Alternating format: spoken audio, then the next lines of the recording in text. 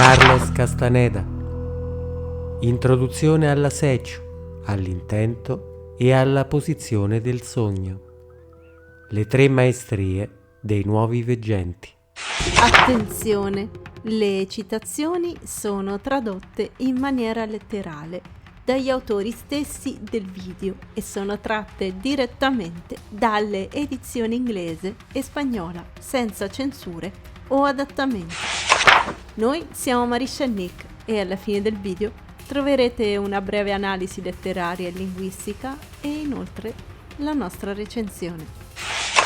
Il passo è tratto da The Fire from Within, ovvero Il fuoco dal profondo, capitolo 11, Stalking, Intent and the Dreaming Position, nelle edizioni italiane reso con L'agguato, intento e la posizione del sogno.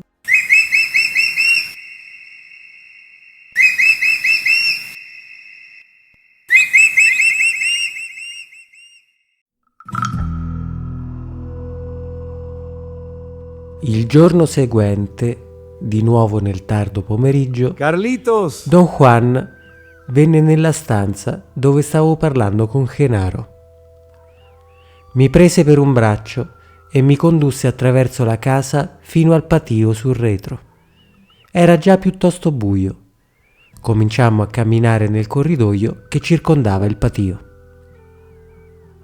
Mentre camminavamo, Don Juan mi disse che voleva avvertirmi ancora una volta. Sul cammino del guerriero è molto facile perdersi in complicazioni e morbosità. Disse che i veggenti si trovano di fronte a grandi nemici che possono distruggere i loro propositi, confondere i loro obiettivi e renderli deboli. Nemici creati dalla stessa conoscenza che i guerrieri cercano, unito al senso di indolenza, pigrizia e importanza personale che sono parte integranti del mondo quotidiano. Osservò che gli errori commessi dagli antichi veggenti furono tanto enormi e gravi a causa dell'indolenza, della pigrizia e dell'importanza personale, che i nuovi veggenti non ebbero altra scelta se non quella di disprezzare e rigettare la propria tradizione. La cosa più importante di cui avevano bisogno i nuovi veggenti, continuò Don Juan, erano dei metodi pratici per muovere il loro punto d'unione. Poiché non ne avevano, cominciarono sviluppando un profondo interesse per la visione del bagliore della consapevolezza e come risultato elaborarono 3 insiemi di tecniche che divennero las obras maestras, i loro capolavori. Don Juan disse che, con queste 3 tecniche, i nuovi veggenti compirono un'impresa straordinaria e difficilissima. Riuscirono a far spostare sistematicamente il punto d'unione dalla sua posizione abituale. Riconobbe che anche gli antichi veggenti avevano compiuto la medesima impresa, ma mediante manovre capricciose e idiosincratiche. Spiegò che ciò che i nuovi veggenti vedevano nel bagliore della consapevolezza diede luogo all'ordine con cui organizzarono le verità degli antichi veggenti riguardo alla consapevolezza di sé. Questo è ciò che si conosce come la maestria della coscienza, la maestria della consapevolezza. Partendo da lì, svilupparono le 3 tecniche. La prima è la maestria, mastery, dell'assaggio, stalking. La seconda è la maestria dell'intento, intent. E la terza è la maestria dell'ensueño, dreaming. Affermò di avermi insegnato queste 3 fin dal primo giorno in cui ci eravamo incontrati. Mi disse di avermi insegnato la maestria della consapevolezza in 2 modi, proprio come raccomandano i nuovi veggenti. Nelle sue istruzioni per il lato destro, che aveva impartito nello stato di consapevolezza normale, aveva raggiunto 2 scopi. Mi aveva insegnato la via del guerriero e aveva allentato il mio punto d'unione dalla sua posizione originaria. Nelle sue istruzioni per il lato sinistro, che aveva impartito nello stato di consapevolezza accresciuta, aveva ugualmente raggiunto 2 scopi. Mi aveva dato una larga serie di spiegazioni e aveva fatto spostare il mio punto d'unione in tutte le posizioni che ero in grado di sostenere. Salve guerrieri, sono Nick. Prima di iniziare il mio intervento, ripeto, come già specificato molte volte sulla pagina, noi non mettiamo in dubbio lo studio, anche meticoloso, che alcuni di voi hanno fatto su questi libri magari per decenni. Dovete però essere consapevoli che questi testi presentano delle criticità ed è necessario per i praticanti superare tali ostacoli. Questo include il mettere in discussione ciò che già si pensa di conoscere, e qui sta la resistenza di molti. Tornando all'argomento di questo video, nello specifico riguardo la maestria o l'arte della Secho, quella che in italiano è stata trasposta come arte dell'agguato, ci si trova di fronte ad uno dei problemi di adattamento più grandi dell'intera opera. In italiano è stato utilizzato il termine cacciatore sia per indicare la figura della sechador, colui che pratica l'arte della Secho, sia del cazador de poder, che nei video dedicati vedremo essere un atteggiamento fondamentale per l'accumulo del potere personale e di conseguenza appartenente all'arte dell'intento. Tale sovrapposizione di termini ha provocato una forte distorsione dell'insegnamento, massimizzata poi dal comportamento di molti soggetti appartenenti al filone New Age. Si tratta di 2 cose distinte che vanno apprese e perfezionate entrambe con grande attenzione.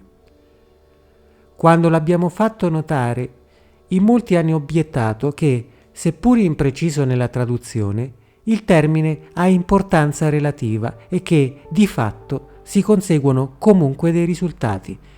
Perciò non ha significato usarne diversi da quelli usati per tanti anni fino ad ora. A mio parere, la risposta è no. Quando troviamo errori nella nostra conoscenza, abbiamo l'obbligo di non essere pigri e intervenire. Forse in principio l'introduzione di nuovi concetti espressi anche grossolanamente può smuovere un po' dal modo di vivere comune, ma raggiungere livelli più alti prevede una grande chiarezza.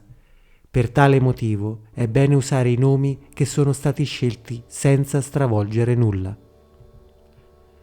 Noi stiamo cercando di ricostruire quello che il lignaggio di Don Juan ha lasciato, sapendo che di lignaggi ce ne sono anche altri. Di conseguenza, usiamo i termini in inglese e spagnolo riportati da Castaneda anche per un eventuale raffronto con altri praticanti a livello internazionale. Non nascondo che delle volte resto stupefatto dalla forte resistenza trovata quando facciamo notare termini tradotti malamente e diciamo di sostituirli con i termini di riferimento originali. Detto questo, vorrei porre e fare porre attenzione su un concetto fondamentale, la sistematicità. Don Juan disse che, con questi 3 insiemi, i nuovi veggenti compirono un'impresa straordinaria e difficilissima. Riuscirono a far spostare sistematicamente il punto d'unione dalla sua posizione abituale. Tutto il sapere del lignaggio di Don Juan che Castaneda ha lasciato è estremamente pratico preciso e molto pragmatico nel suo insegnamento e nella sua trasmissione. È stato concepito per funzionare in questo modo.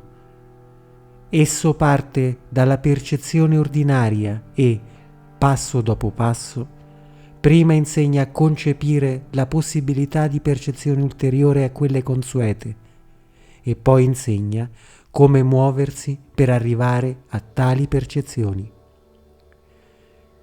Il lavoro è necessario e lo studio intenso, poiché si tratta di andare a toccare molte concezioni che, delle volte nostro malgrado, sono alla base del nostro modo di vedere la realtà e il mondo circostante.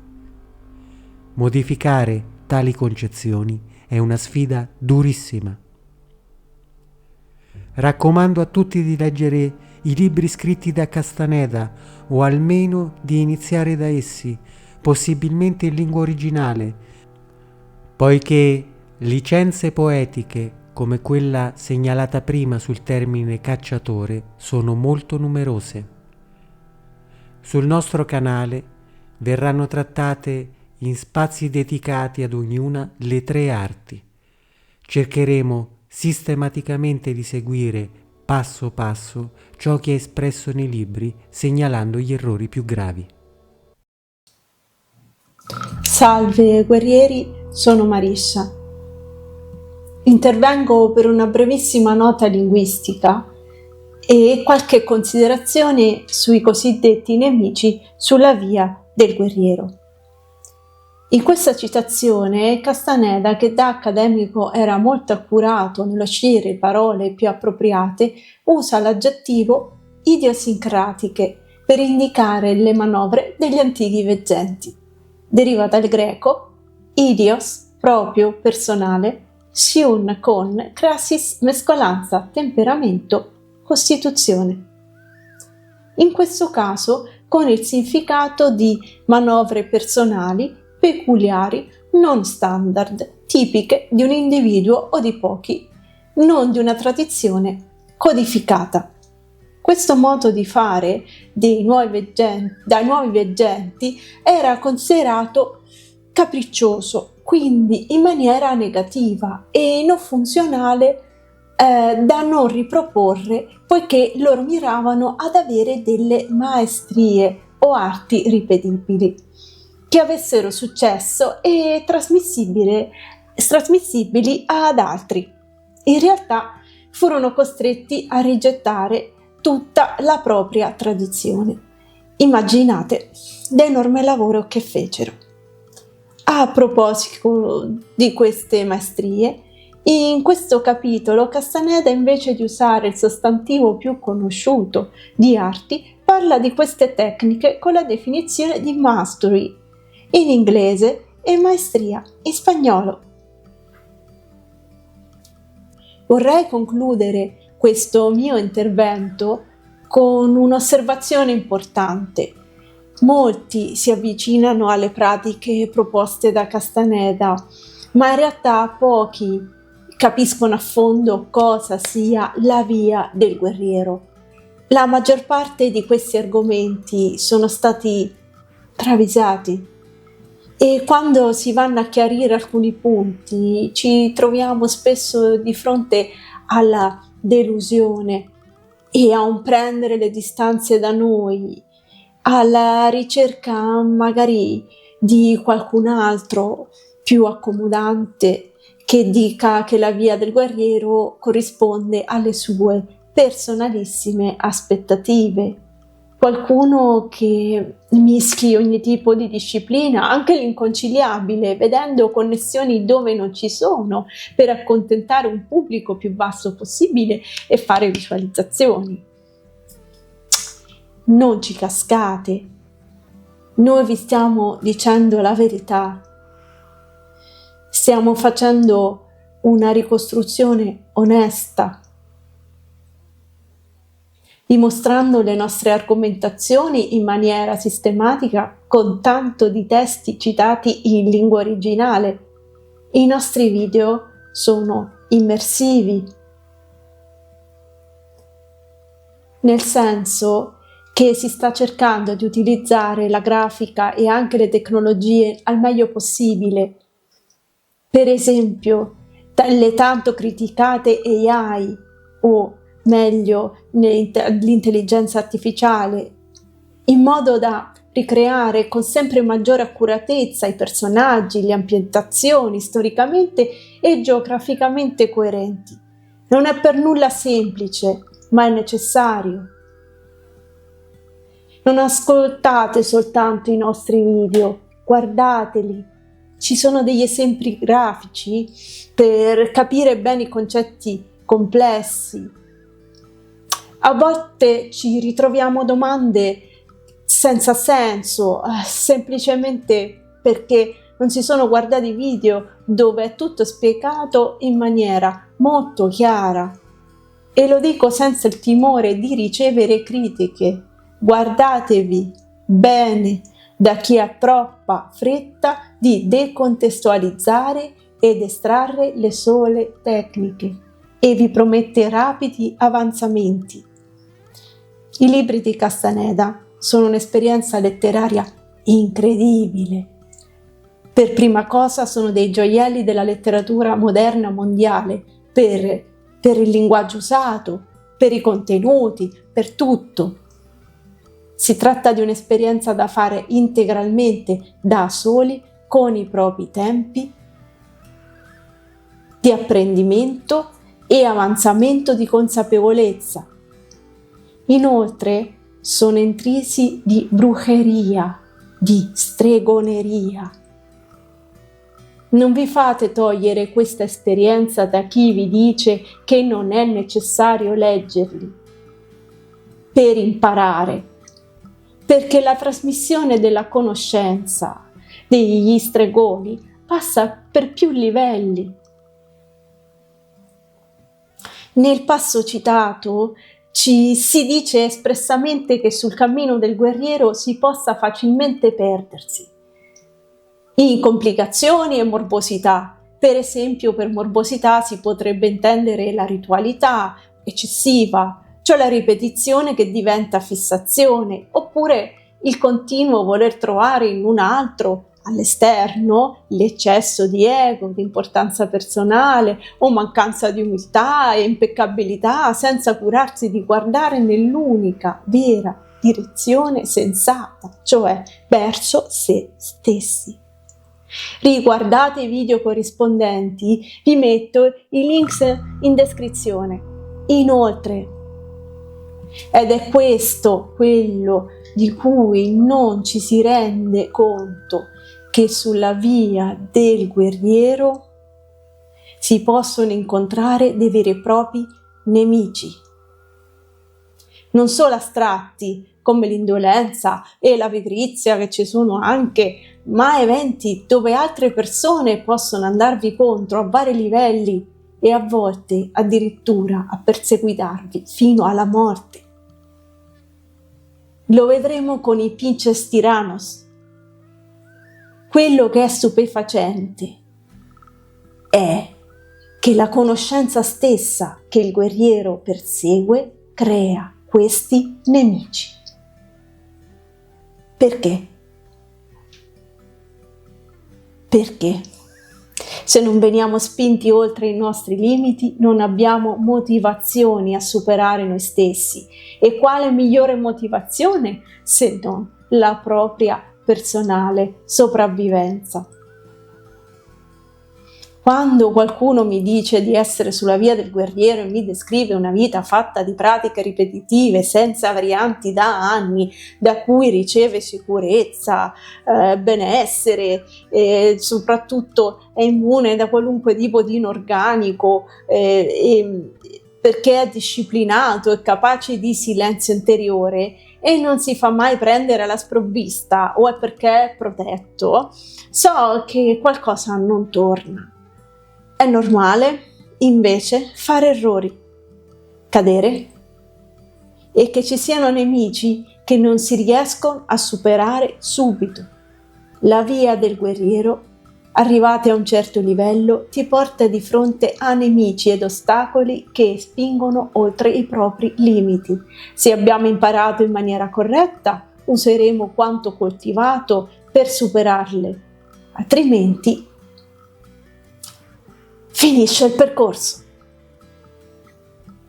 Non è possibile sfuggire da un nemico in qualunque sua forma. Se si prova a farlo, si ripropone altrove anche con maggiore intensità. Andremo a vedere in seguito con l'asecio o stalking, tradotto in modo impreciso o con agguato, situazioni simili e come risolverle. Ringrazio tutti i nostri utenti e un ringraziamento particolare va a coloro che ci sostengono abbonandosi al canale o in altre forme. Visitate il nostro blog www.naguales.eu. A presto!